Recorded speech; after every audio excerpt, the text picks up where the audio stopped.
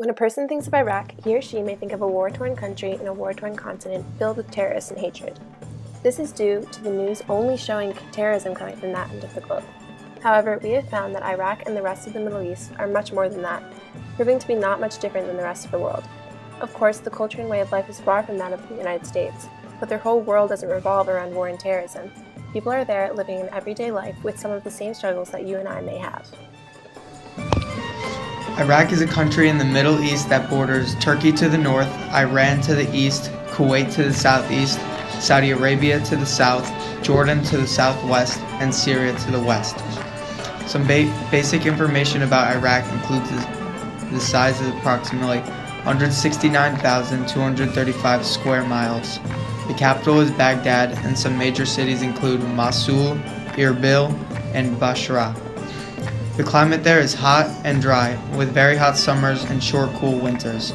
The climate is influenced by the location of Iraq, right between the subtropic Arabian desert areas and the humid Persian Gulf. January is the coldest month, with temperatures ranging from 41 degrees Fahrenheit to 50 degrees Fahrenheit, and August is the hottest month, with temperatures reaching 113 degrees Fahrenheit.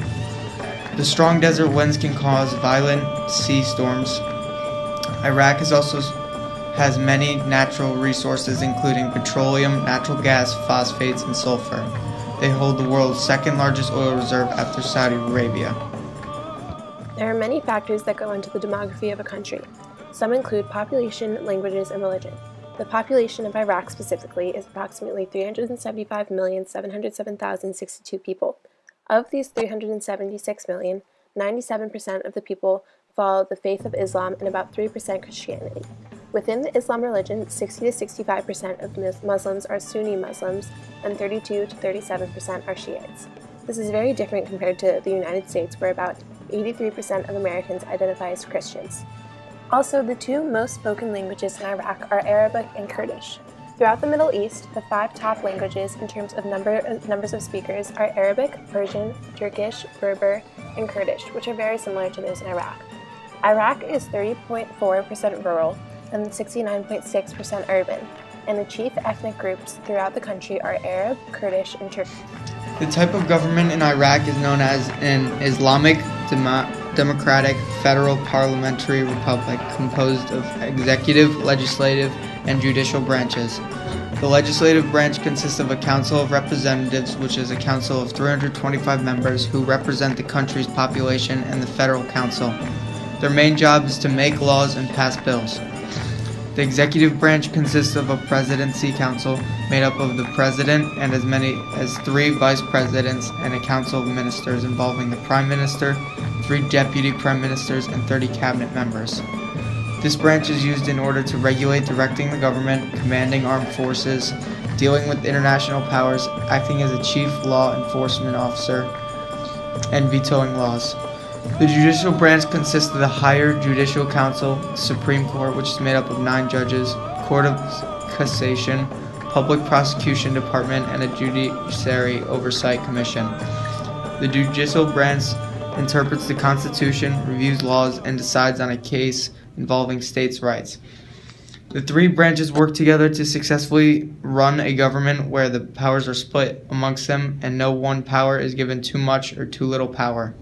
This is very similar to the United States government because both countries distribute power equally in order to maintain peace. The current heads of state include the Chief of State, Faoud Massoum, and the head of government, Prime Minister Haider al-Abadi. Chief political parties include the Supreme Islamic Iraqi Council and are Shia Islamist, the Sadrid movement, who are also supported by Iraqi Shia, and the Islamist Dawa Party, who believes that their power belongs to the people, and many others. Also, lastly, in order to vote, you must be at least 18 years of age or older. Iraq's military is made up of a total of 32,585,692, with a reaching military age annually of 654,204, making it a decently sized military. Their defense budget is $6.055 billion in terms of US dollars, which you may think is a lot before you hear their external debt, which is $59.590 billion, making Iran's military in debt by over $50 billion. Iraq's defense expenditures which most likely caused this debt, include the Iran-Iraq War, which occurred from 1980 to 1988, Persian Gulf War, which was caused by Iran's invasion into Kuwait in 1990, and the Iraq War. The Iraq War was launched by Bush in 2003 due to the allegations of Iraqi attempts to acquire nuclear, biological, and chemical weapons. In April 2005, the Kurdish leader Jalal Talabani was elected, upsetting the Muslim community. After months of violence in Iraq, in April 2006, it was dangerously close to a civil war until the Shia Prime Minister, Nouri al-Maliki, was elected. The United States then withdrew what was left of its troops in 2011. More violence occurred in 2014, again almost causing a civil war. Kurdish forces tried to control the militants, who are referred to as ISIS, who had taken control of a lot of Kurdish territory. Many people went into the mountain areas to avoid ISIS, and many died of starvation. President Obama launched airstrikes into Iraq in August, aiming at ISIS. As this happened, the people who had taken cover in the mountains were given food and water by many humanitarian agencies. Violence had overwhelmed the government to the point where they were not helping much. That was until a new government was elected in September, representing 3 of the country's major ethnic and religious groups. The U.S. and others approved the new government as a way to bring the country together and help pull them out of what had become a war-torn country. The economy of Iraq is defined as mixed and transition. Some of these chief industries and crops that come from Iraq include petroleum, textiles, leather, metal fabrication, and construction materials. The chief exports add up to around $83.98 billion, including materials like crude oil, which makes up 84%, and other crude materials such as fuels, food, and animals. On the other hand, Iraq imports up to around $45.2 billion worth of commodities such as food, medicine, and manufacturers.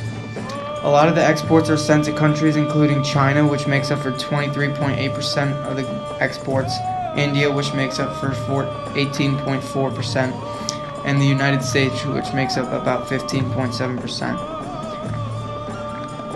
Most of the imports are shipped from Turkey, making up the majority of 23.3% of the imports, Syria making up 17.3%, China making up 16.6%, and the United States with 4.5%.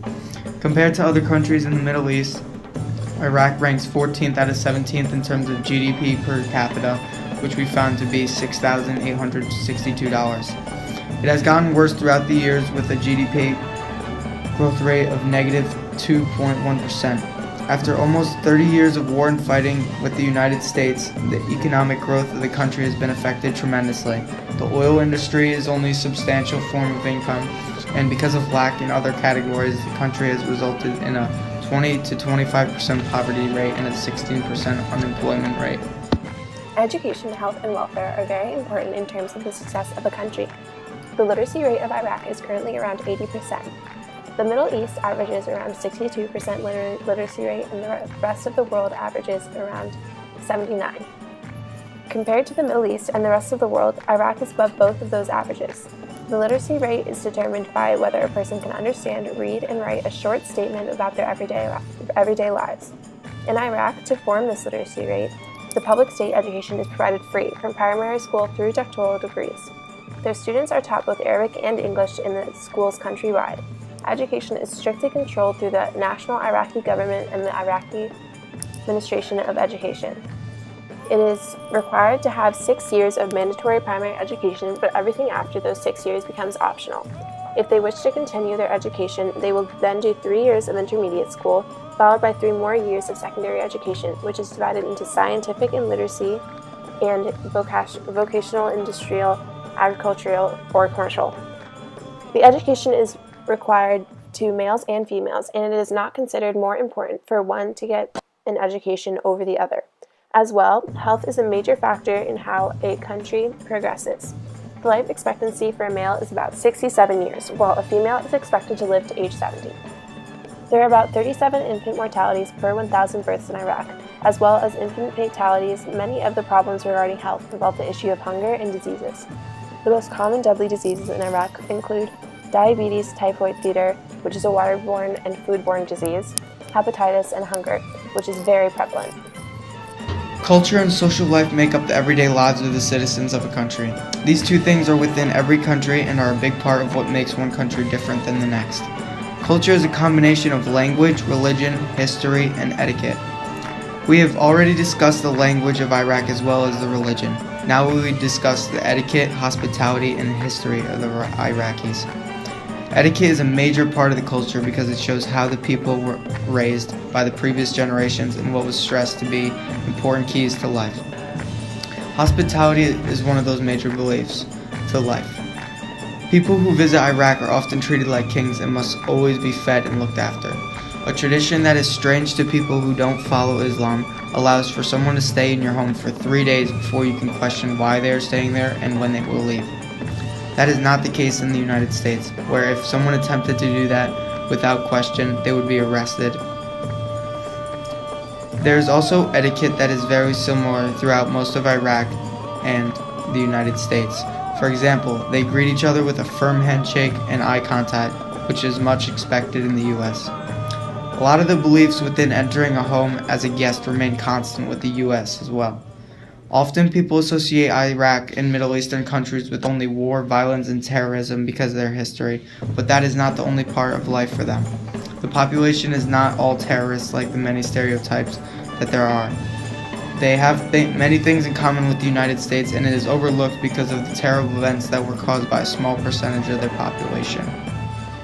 Overall, Iraq's historical and current events have proved to be much more than what can be presumed by the local news and headlines. Though the people living there are not exactly the same as those who are living in the US, there are similarities between the two, and they are people living like the rest of us. Although war and terrorism is a part of life there, it does not define them. War is a part of life everywhere. Just because there's a group of people who give Iraq and the rest of the Middle East a bad reputation, it does not mean that they can represent the nation as a whole.